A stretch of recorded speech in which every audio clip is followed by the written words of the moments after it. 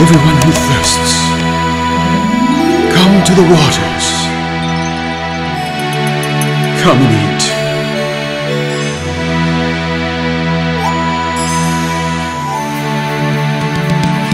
Listen diligently to me, and eat what is good, and let your soul... We're going to go ahead and do some quick teachings. And I just saw a watermelon walk in the door. Oh, there's somebody holding the watermelon. I don't care about that. It's just the watermelon on a hot day like today. That's a good day for a watermelon. Hallelujah. Well, I need Kaylee and Sophie. Will you come up here, please?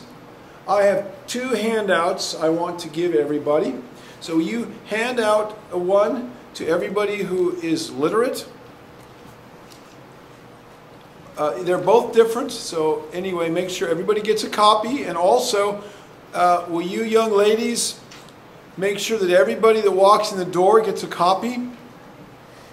So you guys can be paying attention and make sure everybody who's literate gets one. There should be enough copies today for this. Let's start with the good news first.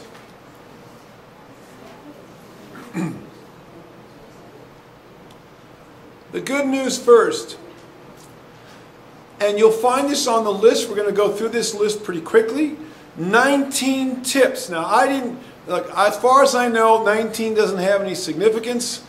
I just wrote down the ideas as they came to me, and some of them were inspired by the Ruach HaKodesh, the set-apart Spirit of Elohim. And if you look on the other sheet, I've got 19 tips too. I don't know why it was 19. That was totally coincidental. But on this one, it's 19 tips to practicing the presence of Elohim. What on earth is he talking about now? We're going to go down this list. This is a list I have been attempting to practice in my life for many years.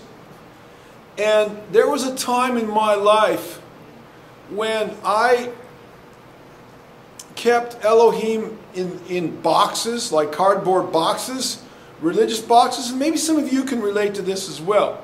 But I've been a faithful churchgoer all my life.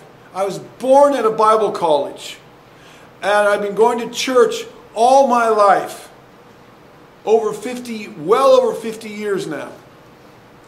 And so church is a wonderful thing if it's a good church, but many times people go to church and they do their God thing, their religious thing at church, and then they go home and then they kind of forget about Elohim and they try to live a good life, but they just get caught up in the affairs of this life and get caught up in this and that, and they just kind of like Elohim kind of gets put on the back burner, the back shelf.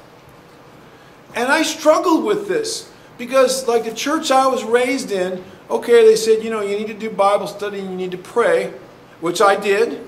I've been faithful to that almost all my life since I was old enough to be able to do it. And so I'd go to church and I'd do my Bible study and prayer every morning and sometimes at night. And then I'd go off to school or do my work. And it's like, where are you, Elohim? Did I leave you at church? Did I leave you back in the prayer closet? Did I leave you, there sitting on my desk where my Bible was, or whatever? And so 30 years ago, I began to ask myself, how can I inculcate you into more of my life on a regular basis? Your boys just went outside, and are they okay? Okay, because I do have somebody watching the door, so they can let them in. Just want to make sure. So anyway, these are some tips.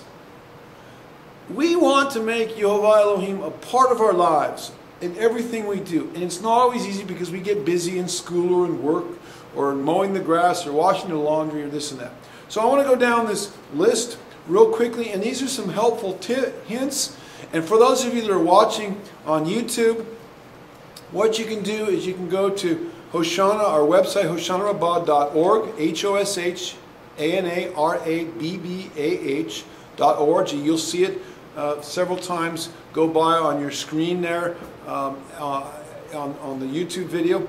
And if you go to hoshanarabbah.org That'll take you to our main website. And if you click on where it says blog, this will be on YouTube, and you can get to YouTube there too. But on the blog, I have this list. I have a list of 19 tips to practicing the presence of Elohim. It's on one sheet. And if you go to my blog at hoshanarabah.org, at the top, the menu bar at the top, click on blog, and that'll take you over to Natan Lawrence's blog, our Bible study blog. And I just posted these this morning. I posted a lot of stuff up there this morning. I hope you guys weren't too overwhelmed, but I just had a lot of things to post, and I did.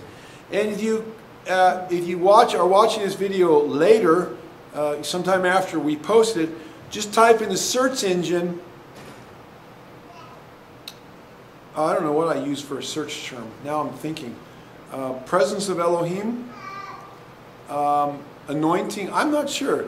I'll have to put that on the video. I'm not sure what I used as a search term. Now that I'm thinking about it, I should have. It's probably the presence of Elohim, glory of Elohim, the Shekinah. I don't remember, but you'll scroll down and you'll come to it. 19 tips to practicing the presence of Elohim. Anyway, so I want to go over this, how to get Elohim out of the box in our lives, out of the spiritual box that we tend to put him in. And this isn't in any order of priority. I just wrote them down as they came to me. Number 1, in all things be thankful to Yehovah. Throughout the day be aware of all your blessings and thank Yehovah for them. Even thank him for the trials. And I'm not going to go over the scriptures. I have scriptures for most of these. And you can get the handout and look these up on your own and begin to practice them. Having a thankful, grateful heart is a huge thing. It's a form of praise and worship. So be thanking him. Thank him after everything you do, as much as possible. That helps you to get your focus on him. This is huge. Number 2, pray in the Spirit in your heavenly prayer language. Constantly throughout the day, I'm praying. I have the gift of tongues, and I'm praying in my heavenly prayer language. Many of you have received this. You know, sometimes when I'm driving along, or I'm up in a tree, or I'm doing my work, or whatever, those of you say, "What's he doing up a tree?" Because I'm an arborist. I take care of trees. I own a tree care company. So many times I'm up there, and I just feel this. I just feel like praying in the Spirit. It's sometimes just short little bursts, and and I gave the scriptures. For those of you that are skeptical, go read 1 Corinthians 14, verse 2, and verse 15, and verse 18. And you'll see what Paul's talking about there. There's different gifts of the Spirit. There's praying in known languages, like happened on the day of Pentecost, but there's also a prayer language, praying in the Spirit between you and Yehovah, because sometimes we don't know how to pray. Sometimes we don't know how to pray. We don't know the words to say, because words don't exist sometimes to express how we feel, or what the groanings that are going on deep and outside of our spirit. So praying in the Spirit is a very handy way to be able to do that. Sometimes you know what you're praying about, sometimes you don't. Sometimes I'll pray for somebody and I don't know how to pray for them, so I'll pray in the Spirit. Yah, just receive my prayer and in my spiritual prayer language. And I'm interceding for them, but in an unknown tongue. I don't know what the tongue is. It might be a known language. It might be the language of angels, as 1 Corinthians 13 mentions. I don't know. But I know that I've prayed for them, and I feel better afterwards, and I'm doing what I'm supposed to do. So this is something you can do throughout the course of the day, and it doesn't take a lot of thinking or thought to do it. You can just pray in the Spirit while you're doing something else. You just pray quietly to yourself, and you're connecting with Elohim. Number 3, meditate on a Bible verse. So there's a number of places in the Bible where, in this book of Psalms especially, where it talks about meditating on His Word. I like Psalm number 1, meditate on His Torah, His law, day and night, or His precepts or His concepts, instructions, which is what the word Torah means. So get a Bible verse and just keep going over it and over it. And this will help you to memorize the scriptures, but meditate. I know some of us, like you do, you play the scriptures, you have them downloaded on your iPod or whatever, and you play them during the day into your earbuds. That's a great thing to do. I mean, that keeps you focused. That's a wonderful thing. Number 4, Prayerfully intercede for people during the course of the day as they come to your mind. I once had a pastor in a church I was in, and I thought it was really good advice. He says, you know, when Elohim, he said God or the Holy Spirit, but when the Ruach or Elohim brings somebody across your mind, your mind is randomly thinking about things. You know what? That may be a prompt from the Ruach to pray for that person. Now, it may be that you just happen to think about them as your mind's randomly going, you know, daydreaming or whatever. Pray for them anyway. Sometimes I think about people that I haven't thought of for years or decades, and I'll just throw up a prayer for them. I don't even know what they're doing. I don't even know if they're still alive, but I'll pray for them. And this is really important.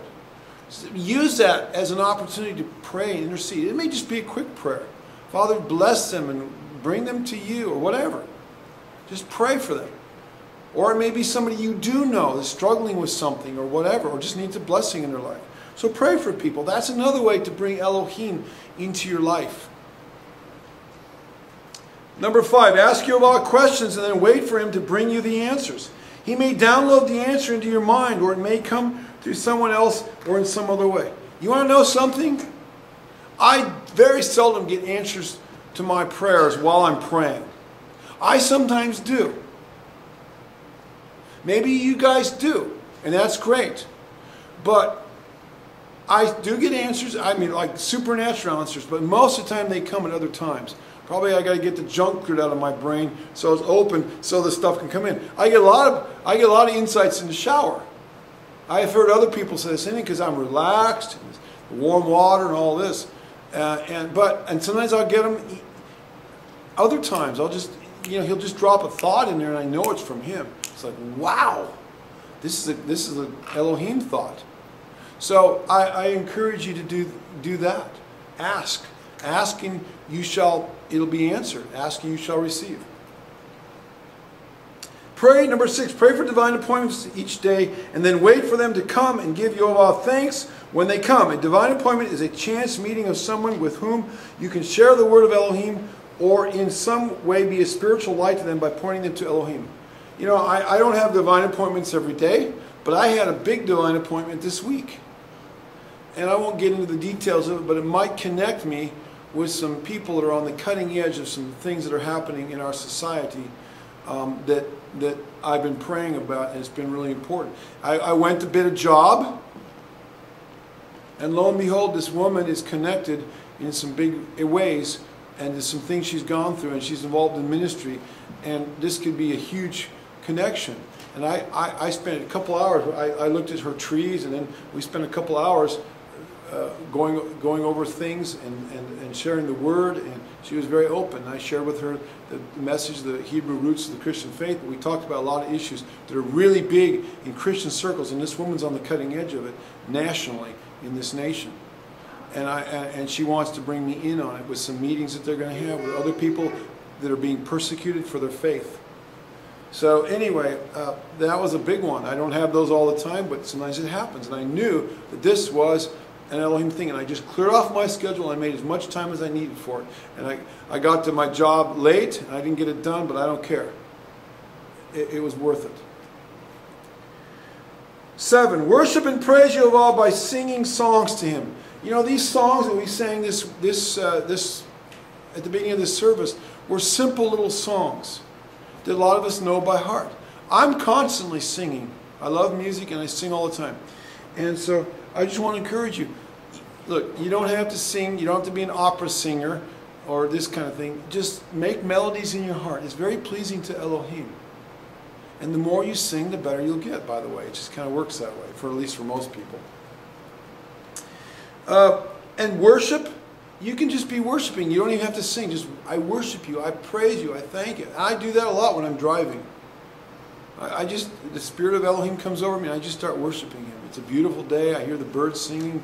I'm walking around in my yard looking at the flowers and the sun's rising, and I just get all excited, see the blue sky. And I just start worshiping him. You know, I'm not always, I spend more time worshiping him walking around and sitting at my desk than I do on my knees. Yeah, it's just a kind of a way of life for me. Pray, number 8, pray before and after meals or even after taking a drink of water. Before the meal, praise and worship Yehovah. After the meal, thank Him for the meal you've just had. We see examples of this both in the Bible. The Torah says, pray and give thanks after your meal. Yeshua prayed before on a number of occasions. So either one is time. Either one is a good time to do it. Or do it at both times. So just even when you just are going along this time of year when the wild blackberries will start to bloom and get having fruit on them, and so you can walk along and pick a blackberry. Thank Him for that. He's the one that made that. That's a gift. Wild blackberries are delicious, especially blackberry pies and blackberry ice cream. You know, they're kind of thorny to pick, but they are delicious. So when you eat something, just thank Him for it. Just get in the habit of doing it. Number 9, view yourself as an ambassador for the kingdom of Elohim. In everything you do and say that involves others, endeavor to be salt and light to those around you for the glory of Elohim. You got to view yourself as an ambassador. Ambassador is somebody that's in another nation representing this nation over here that they came from.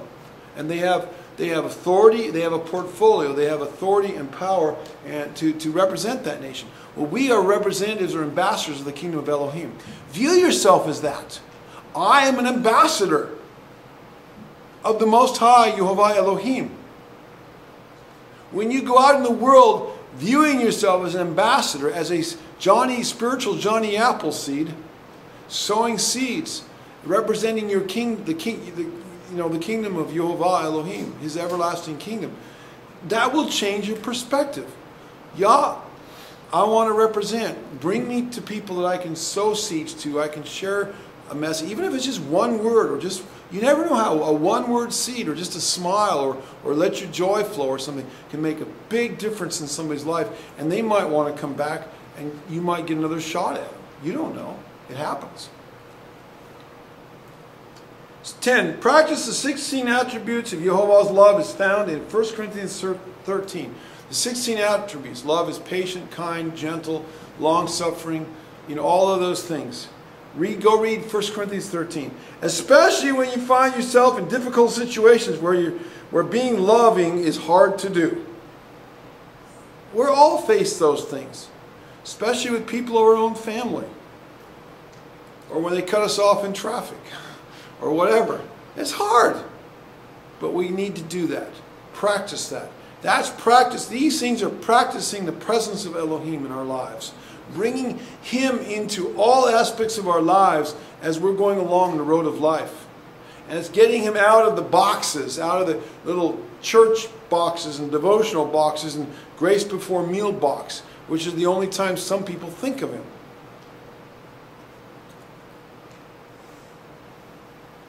Live each moment and day as if it were your last.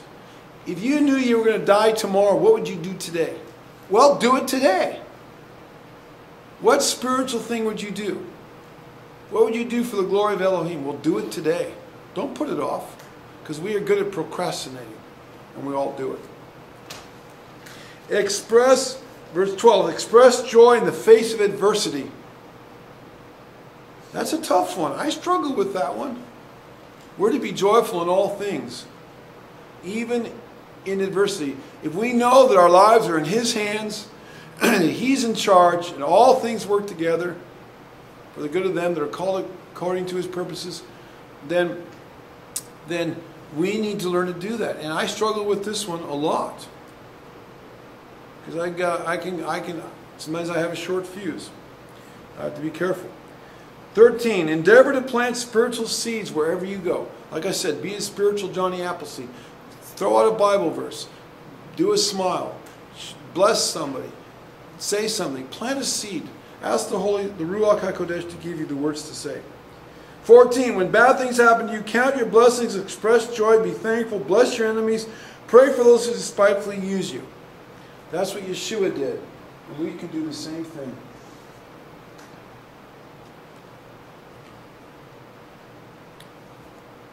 Always practice the golden rule. That's from Matthew 7:12. Do unto others as you would have them to do unto you. Are we always treating people how we want to be treated?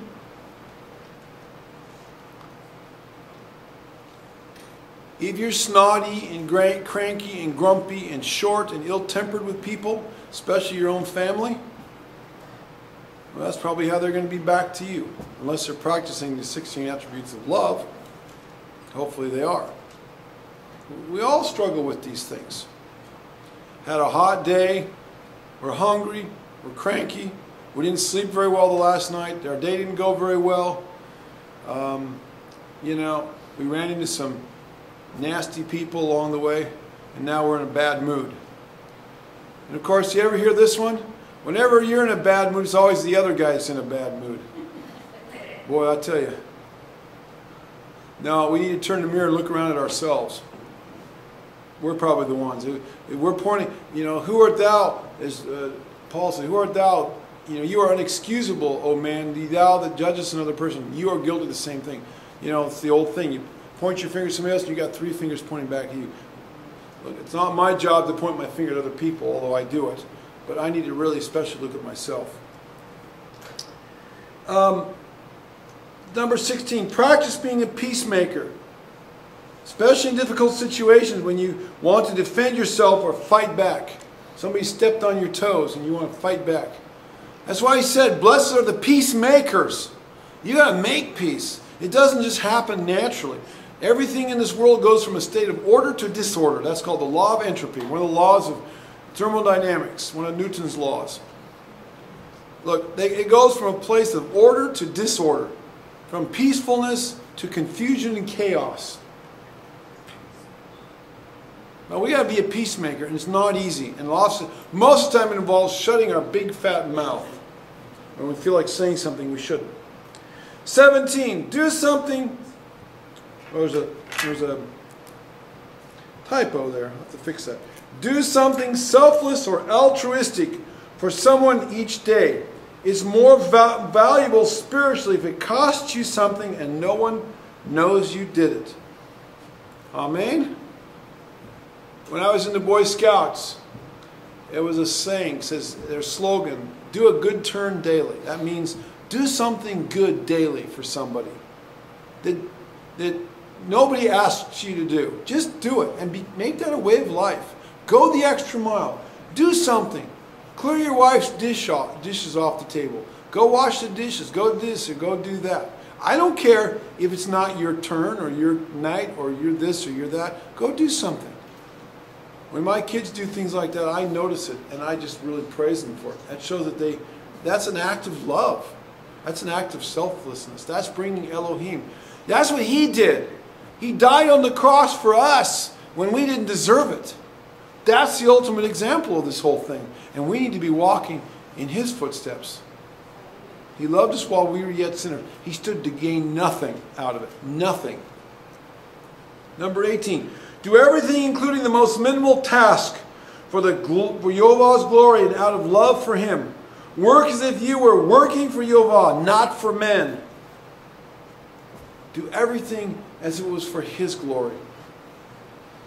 And finally, read your Bible and pray after you get up in the morning and as you're going to sleep each night, even if it's only for a few minutes. Touch base with Him. Even if it's for 5 minutes, touch base with Him. When you get up and before you go to bed, say a prayer, praise Him as you're falling asleep, thank Him for it. I have a Bible. How many of you have a Bible at your bedside? I have a big Bible right next to right at my bedside. Right there I can grab it. It's right on the nightstand. It's been there for years. It never moves from that spot. Because I want to pull it off if I need to. There you are. 19 tips for practicing the presence of Elohim. Bringing Him into all aspects of your life and getting Him out of the boxes that we put Him in. And letting Him be a river of life that flows through you. And when you start doing that, you're going to draw closer to Elohim. And you're going to sense His presence a lot more. Amen? Hallelujah. Seek the Lord while He may be found. Call upon His name. He is near.